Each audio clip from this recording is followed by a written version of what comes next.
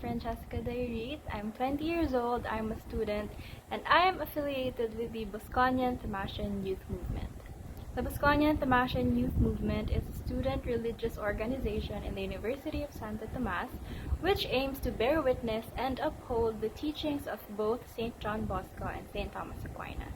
I was recently appointed to become the president of this organization for the upcoming academic year, and I would just like to share with you bits and pieces of my journey with BTYM, as well as my moments of reflection after being given this role.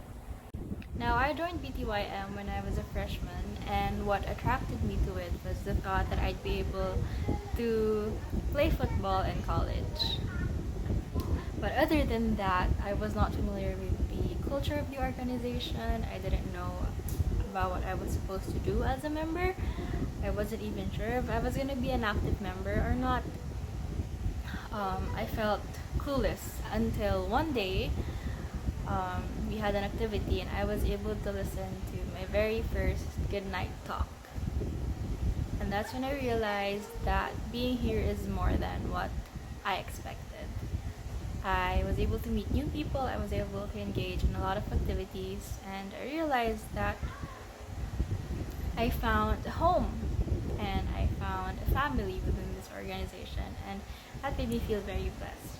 So I continued to journey with BTYM up until my second year, and I was able to expand my horizons and find different opportunities along the way.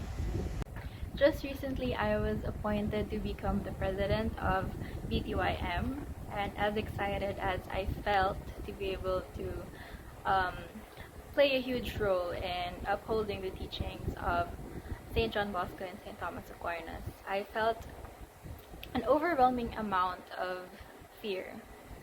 There were a lot of reasons, but the primary reason would be because I am not a Bosconian. I did not graduate from a Salesian institution, nor did I receive any formal means of Salesian formation. At first, because of this, I felt that I was at a disadvantage. I questioned whether or not I'd be able to lead an organization that heavily anchored itself in the teachings of St. John Bosco. However, as I gave myself more time to reflect, I realized a lot of things that have allowed me to overcome my fear of leading an organization without having a formal means of Salesian formation. Allow me to share 3 points of reflection that I had upon being appointed the president of this organization. So the first point of reflection that I had is that service should not come with a brand or a label. As soon as I concluded that I wanted to continue being of service, I realized that I shouldn't hinder or limit myself just because I'm not a Salesian and just because I didn't receive the same amount of Salesian formation as others did. Because at the end of the day, Salesian or not, the people that I'm serving with have one goal, and that is to uphold the teachings and the practices of St. John Bosco, as well as to serve for the greater glory of God. At the same time, I realized that in the process of attaining this common goal, a lot of learning takes place. Which leads me to my second point, and that is service involves acceptance and being open.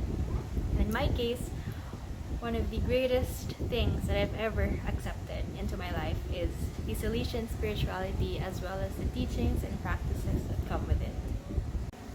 Now, these 2 points have greatly helped me in overcoming the fear and the pressure of leading a Bosconian organization despite not being a Bosconian myself. However, these 2 points are not limited in the aspect of service, but can be applied in numerous aspects of life. And generally, I believe that by allowing ourselves to view situations or people beyond a specific label, and by allowing ourselves to learn more about differences, then we may be able to achieve a common goal at the end. And in my case, that is to continue upholding the teachings and the practices of my organization. Now, the challenge is to figure out what's yours. Thank you very much!